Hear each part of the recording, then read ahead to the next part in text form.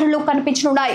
ఎక్కడో అమెరికాలోనో మరో దేశంలోనో ఉండే విదేశీ ప్రముఖ వాణిజ్య వ్యాపార దిగ్గజాల పేర్లు ప్రపంచ అభివృద్ధికి దోహదపడిన కొందరి పేర్లను మన రాష్ట్ర రహదారులకు పెట్టాలన్న ముఖ్యమంత్రి రేవంత్ రెడ్డి ఆలోచన సాకారం కాబోతోంది. ఫ్యూచర్ సిటీలో జరగనున్న గ్లోబల్ సమ్మిట్ తెలంగాణ ఫ్యూచర్ నే మార్చబోతోందా?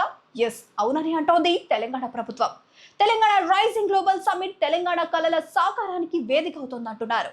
ఎన్నెన్నో అనూహ్యమైన విషయాలను అనుభవంలోకి తెచ్చేందుకు రాష్ట్ర ప్రభుత్వం సర్వ సన్నాహాలు చేస్తోంది. ప్రపంచ ప్రఖ్యాత పెట్టుబడిదారులను ఆకర్షించేందుకు సరికొత్త ఆలోచనలకు పదును పెడుతోంది.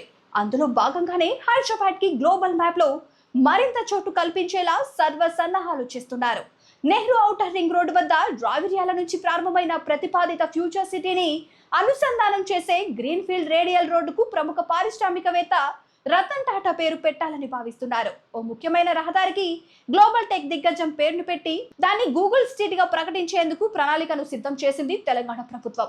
ఇక మైక్రోసాఫ్ట్ రోడ్, విప్రో జంక్షన్ పేర్లు సైతం తెలంగాణ బోర్డులుగా విలసిల్లున్నాయి. రావిర్యాల ఇంటర్చేంజ్ కు ఇప్పటికీ టాటా ఇంటర్చేంజ్ అని పేరు పెట్టారు. ఇక హైదరాబాద్ లోని అమెరికా కాన్సులేట్ జనరల్ ముందు నుంచి వెళ్లే ప్రధాన రహదారికి అమెరికా అధ్యక్షుడు డొనాల్డ్ ట్రంప్ పేరుతో డొనాల్డ్ ట్రంప్ ఎవెన్యూ అని నామకరణం చేయాలన్న కీలక ప్రతిపాదనలకు తెలంగాణ ప్రభుత్వం రూపకల్పన చేసింది. దీనిపై కేంద్ర విదేశాంగ మంత్రిత్వ శాఖకు అమెరికా రాయబార కార్యాలయానికి ప్రభుత్వం ఇప్పటికే లేఖ కూడా రాసింది.